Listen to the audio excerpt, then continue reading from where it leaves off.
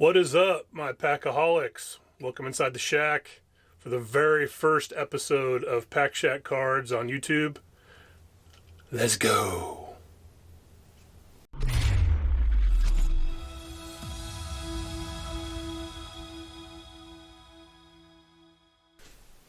Welcome back.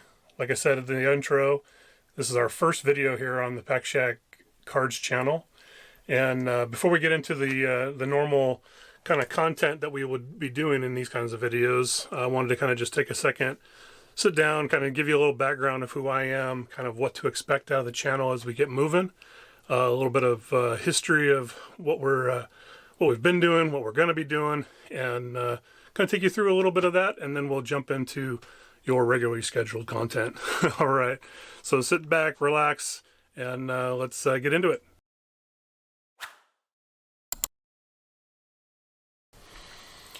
Okay, so before we get started with our normal content, just kind of wanted to take you through, what you can expect to see out of the channel, who we are, or who I am, and kind of just a little bit of history and all of that good stuff. So, first of all, like I said before, my name is Sean. I've been in and out of the hobby most of my life. I remember getting my first pack of cards in 1981. Got a rack pack at a card show in Buena Park, California.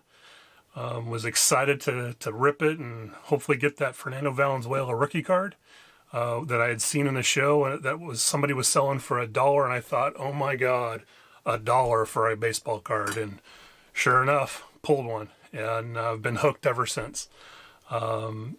But I've been in and out of the hobby for most of that time. Kind of fast forward to my teen years, doing lots of swap meets with my buddies, selling cards and just having fun with it. At that point in my life, I knew, one, I want to be an entrepreneur, and two, I want to do it somehow with cards. I wanted to open a shop when I was in high school. Didn't come to fruition, but the hobby is, especially in baseball cards specifically, has been a part of who I am and my family for that entire time. And over the years, I've kind of come back and forth, and, in the mid 90s was selling a lot of cards on eBay, still ripping a lot. And then, like with a lot of this, life gets not so much in the way, but becomes more important than the hobby.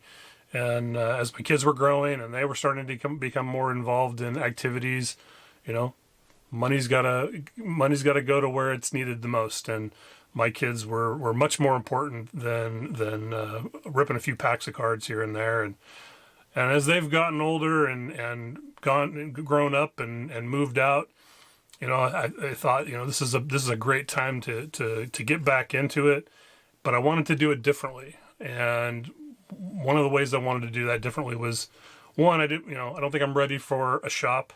I think that's still kind of a little bit ways down the road. I got to kind of get more up to speed on today's world of cards. And that's where I want this channel to be about the community of collecting and really helping to educate. Obviously I've got a lot of knowledge from, years past, that, the term that I'm not a real big fan of, the junk wax era. I think there should be a better term than junk wax, but I get it. But all the way from, 80s, 90s, and then obviously there's a gap there for me. And, I want this to be about us learning together. It's going to be through unique content. I don't want to do just the same old that you see from, most channels out there. You're not going to see a lot of ripping. Again, kind of looking ahead to what I want to do in this industry. And I want it to be more about the collecting and the hobby.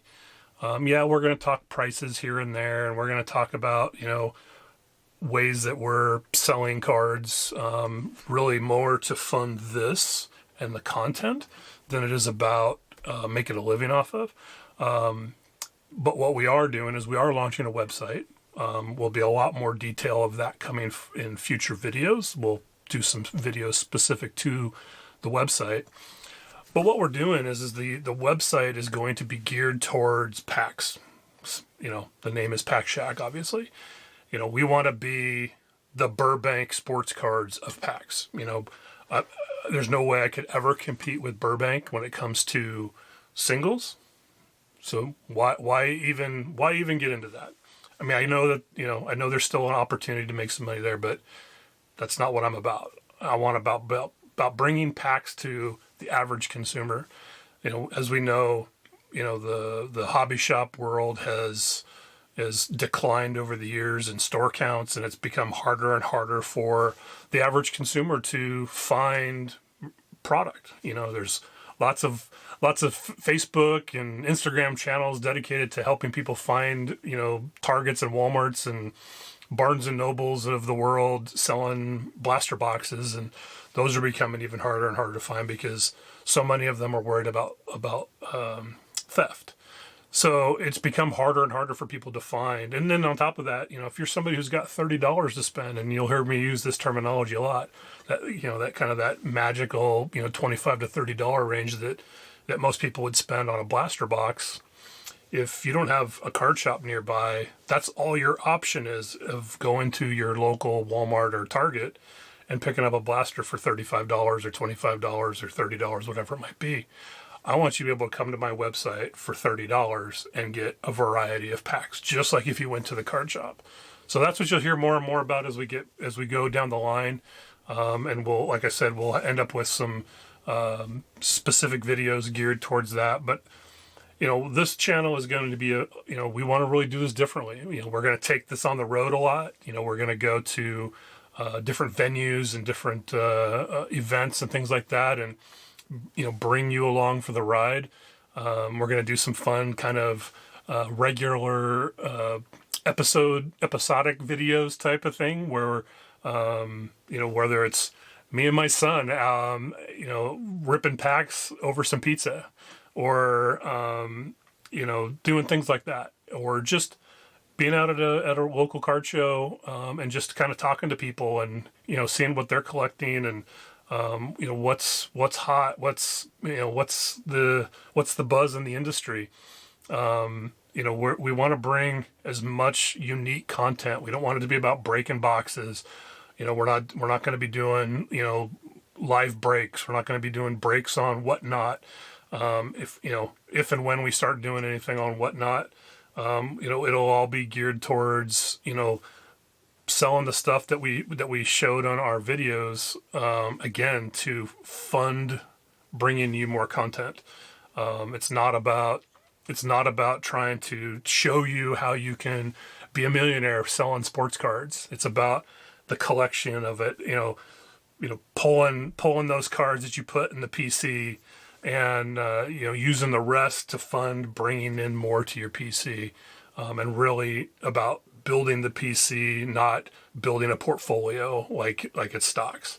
Some people that's going to be hit home great for a lot of people, and there's going to be a lot of people that are going to be like, I'm not wasting my time, and I get it.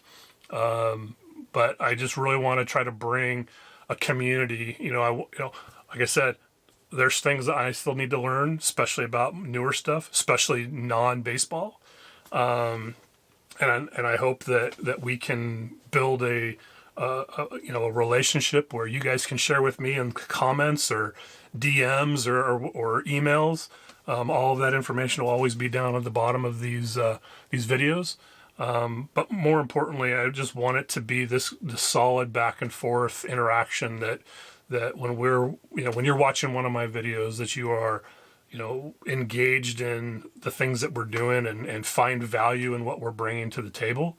And we'll talk about personal stories. We'll talk about stories of from family members or friends that I've talked to over the years about the sports in general. I mean, we'll talk sports, we'll talk cards, we'll talk about won't just be about cards. Maybe we'll have an episode where we're talking about autographs, or we're talking about collectibles, or different things. We want to bring a new feel, a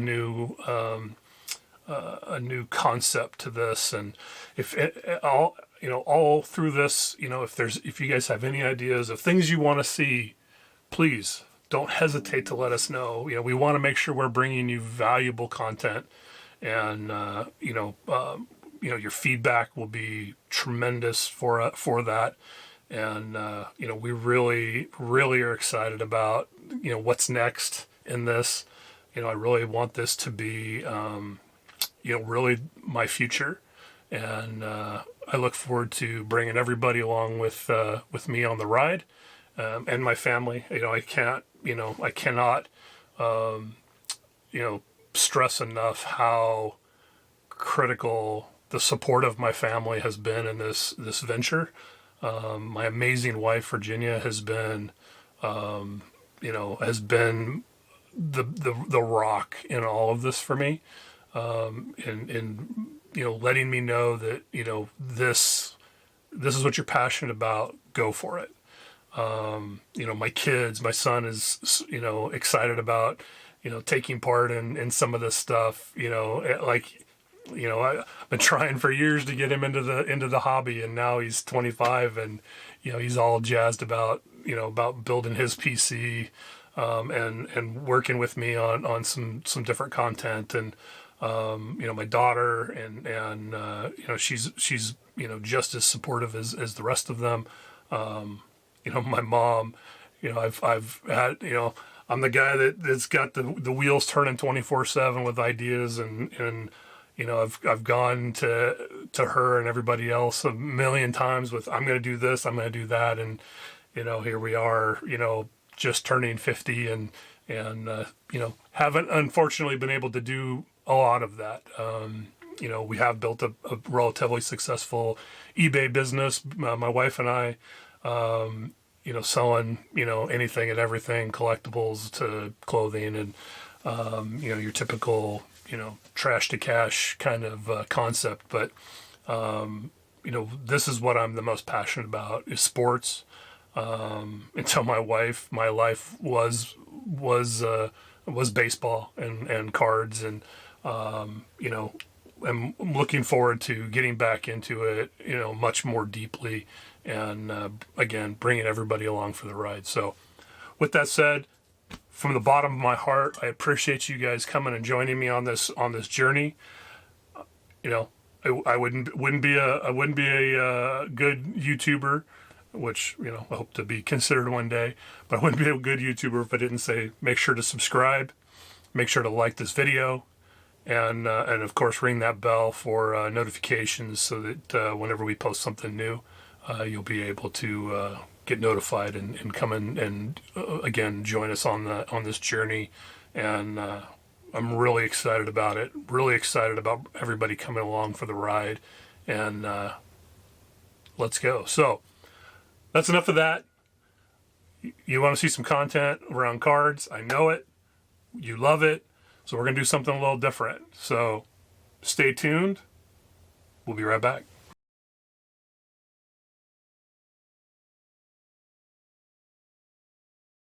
Okay, welcome back.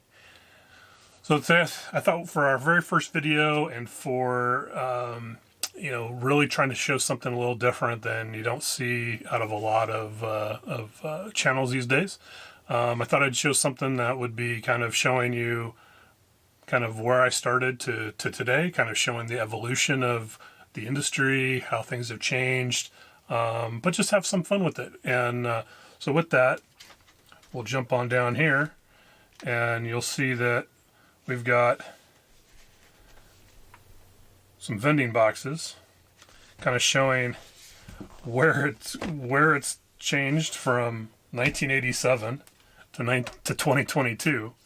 So we're looking at 25 years of, 35 years of the industry, from really the real big beginning of the quote unquote junk wax era to the era of when cards really became, a thing again. Maybe a couple years after the height of the pandemic, but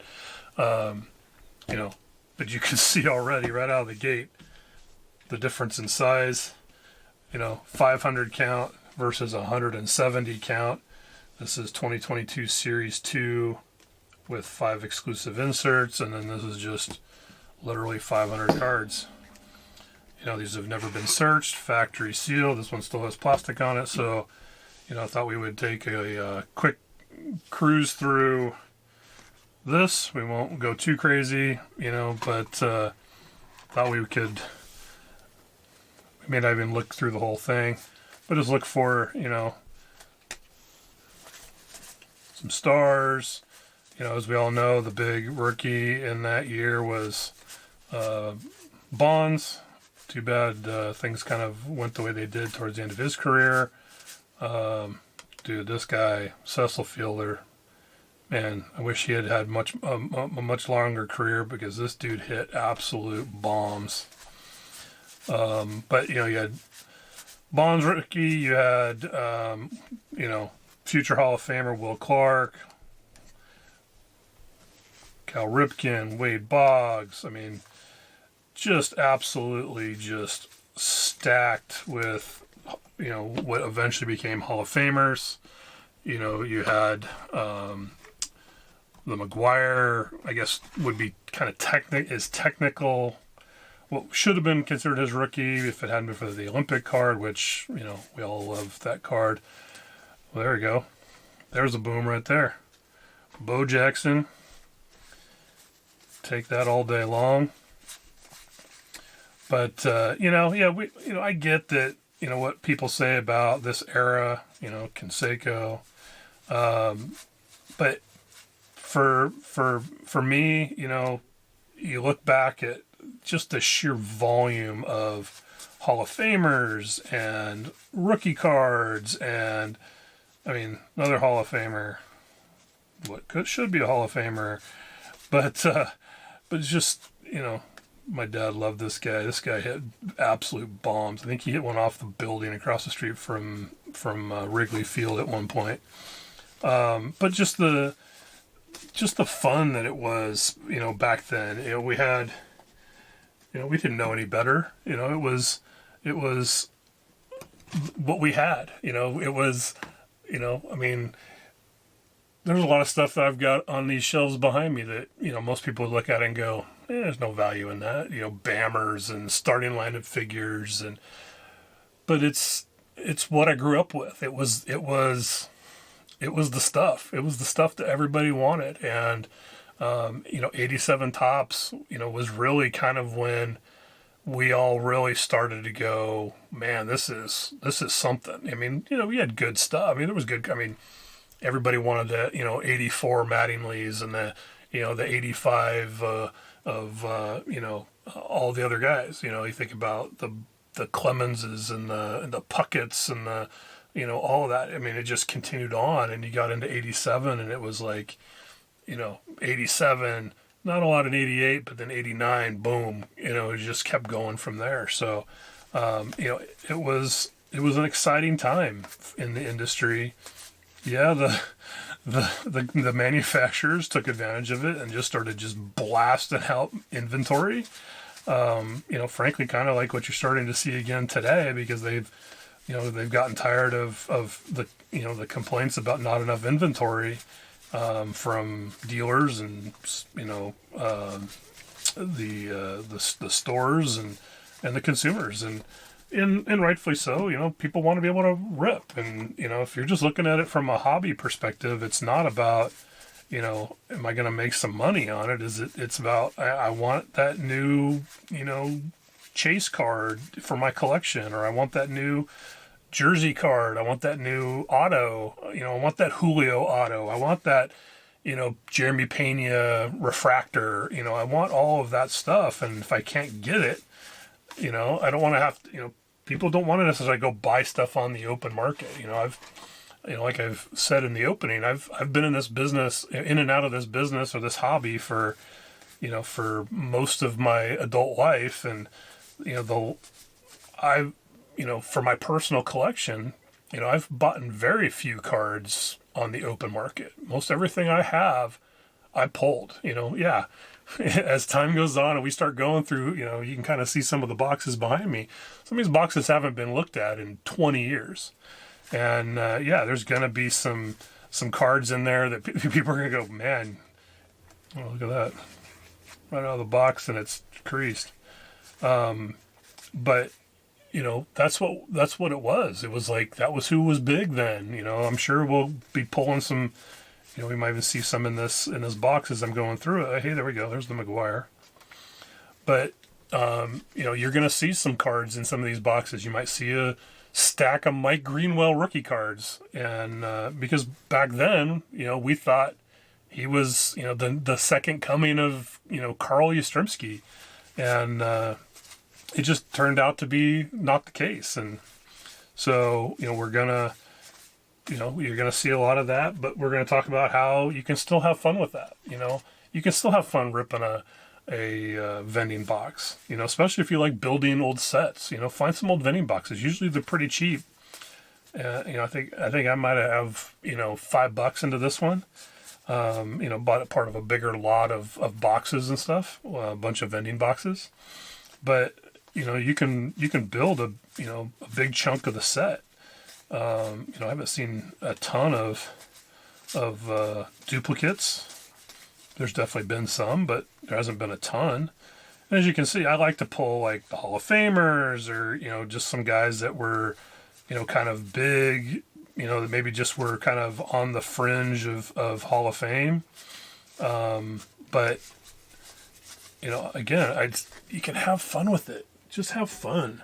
And, we'll look at a little more of this before we switch over to the 22. But, there was a lot of great players back then, Mattingly. I mean, the old guy, Jamie Morris, guy pitched till he was like 68. But, no joke. I mean, he was probably 48, when he retired, we're located in the Northwest, and he had a tremendous career with the Mariners.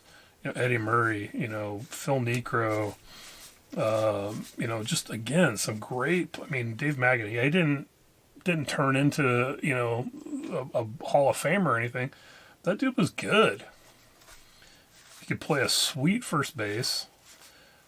John Franco, great reliever. But it was just, Mr. Mariner, Alvin Davis. But it's just some great players, and it's just cool to see. Hey, there we go.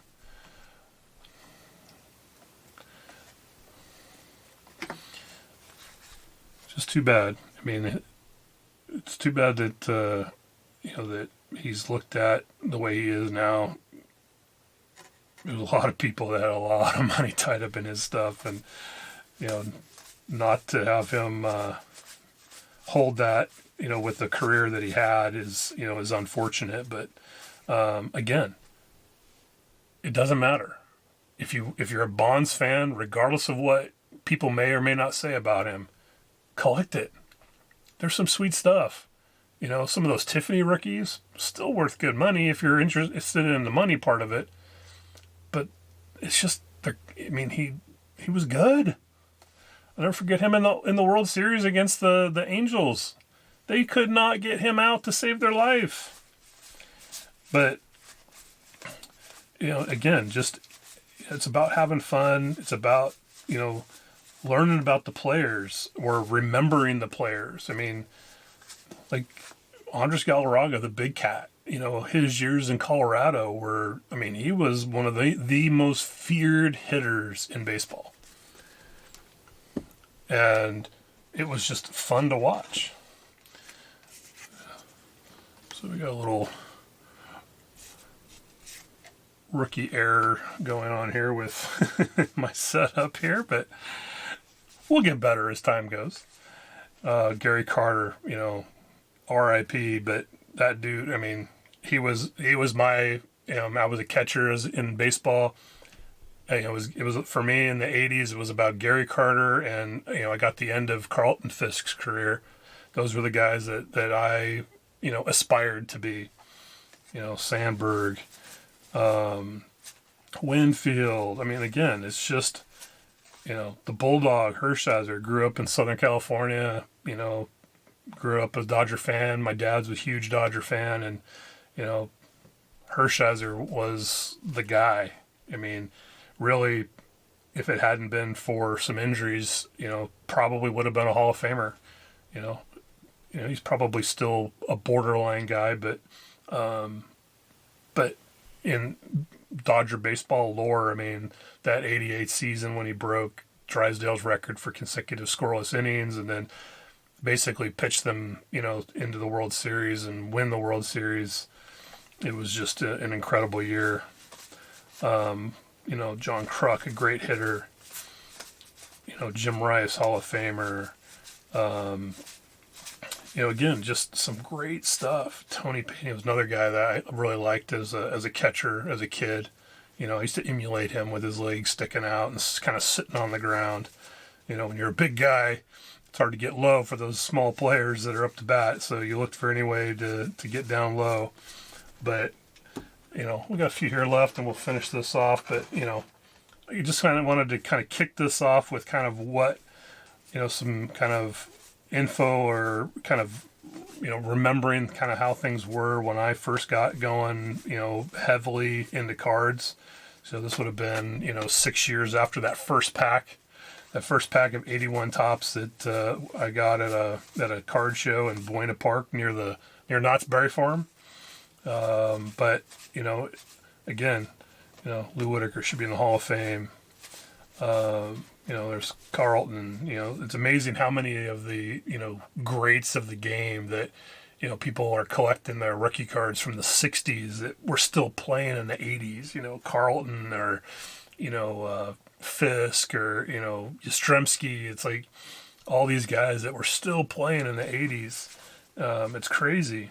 Tartable. People thought he was the next thing, and unfortunately he didn't quite totally pan out. Had some good years, but it's just it was a great time to be a collector. It was a great time to be a fan. There was a lot of great players. You look back and just the sheer volume of all-stars and not so much all-stars, but the Hall of Famers, that it just it's crazy to see. And again, if you can grab a box like this for $5, $10 even, know that I mean, you're not going to always pull it like this, but we got the McGuire. We'll get that top loaded. We got the Bonds, and we got the Bo, and then we got a stack of Hall of Famers. You go to a card shop, even a card shop that's selling junk wax of 87 tops packs, you still might pay a couple bucks a pack, and you may not get anything. You could spend $10. If you buy a bunch of them. You could spend $20 on a couple of vending boxes and probably pull 2 or 3 of each of your favorite guys. So we got the Hall of Famers. We got the big 3 All-Star rookie cards. So again, another rookie mistake. I didn't grab my knife. So we'll just rip this open. This is the first time I've ever looked through one of these, and oh, look at that. Look at that. Right out of the gate. Gavin Sheets. Fresh Faces rookie.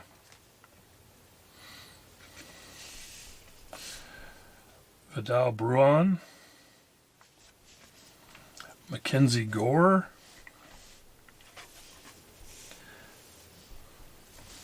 Oh, now Wander Franco. Look at that. So that's obviously the big difference right there, right? Is, yeah, less cards per box, but they throw some inserts in there. You didn't see any like the all-star cards or whatever that you would have gotten in a rack pack added into the 87. So we got Trey Turner just signed that massive contract. Dansby, same thing. Mountcastle had a good rookie year. Just like their packs got to flip around all the time. Longoria, he's had a good year. He's down in Arizona. Oh, man. Lance McCullers, man, if this dude could just stay healthy, just filthy. Something like 55% of the time he's throwing curveballs. Gavin Lux. Josh Bell. Benintendi. So this guy would definitely be a favorite of my brother and I. You know, we used to always talk about the idea of, the Chubby Sports Hall of Fame, and a guy like Alejandro Kirk would be right at the top of that list. He makes us big guys very proud. So, yeah, just, Aaron Nola, great pitcher.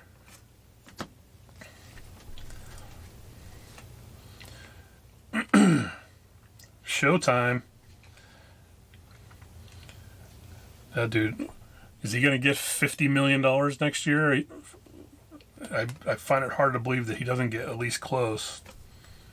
Goldschmidt, MVP.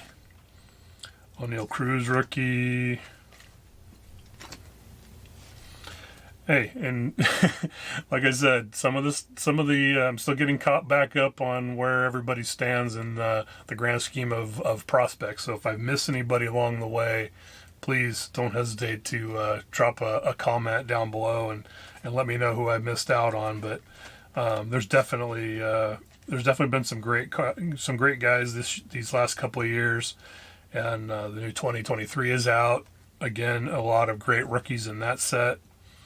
I definitely am not up to speed yet on all of the top guys, but Yordan Alvarez, broke our heart in Seattle, that's for sure, with the home run off of Robbie Ray. McCutchen back in Pittsburgh to finish out his career. Keep pulling all these rookies out. Matt Brash, this dude is filthy out of the bullpen in Seattle. Jay Happ, I don't think he picked up with anybody. Could be wrong. Brett Phillips, that dude's fun to watch when he gets to go in and pitch. Graveman, that was a big kind of out of the blue trade from Seattle to Houston a couple years ago during a Houston series. Kevin Biggio, Kenley Jansen, Sandy Alcantara, Cy Young. But again, unusual boxes like this are fun. Again, find those fun, unique things. Sometimes you can get hot deals on them.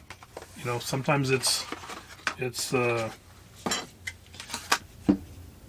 sometimes it's just fun to kind of rip some different things, and that's kind of what you've got here. You've got just a bunch of I heard somebody the other day, I think it was Jabs was talking about that. He kind of looks at a hanger box as being kind of the new vending box, and they were still making vending boxes last year, so there's not a lot of the inserts and things like that in a vending box that you would get in potentially could get in a hanger. But I get where he's coming from on the idea. Beer. But it's just I love learning about the new players.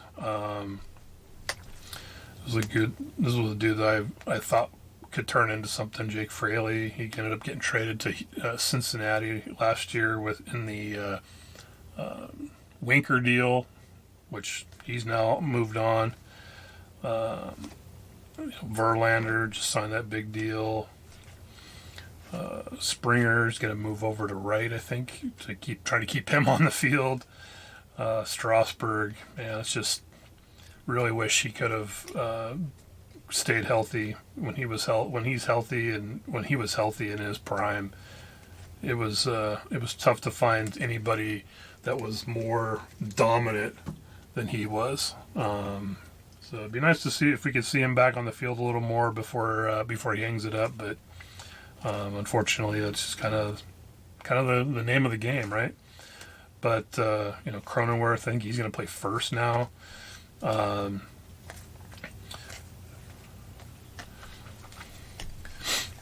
Yeah, I mean, Elvis Andrus still hanging around. William Contreras, he was like a big prospect. Gleyber Torres. But yeah, it's just, again, I don't want to sound like a total broken record, but when you think about, this hobby and this industry, it's just about having fun with it. If you are going to make it as an investment, invest within your means, so that, if somebody gets hurt and, the value of that, I mean, like all the people that invested in Tatis before he got suspended, all that investment, is basically gone now.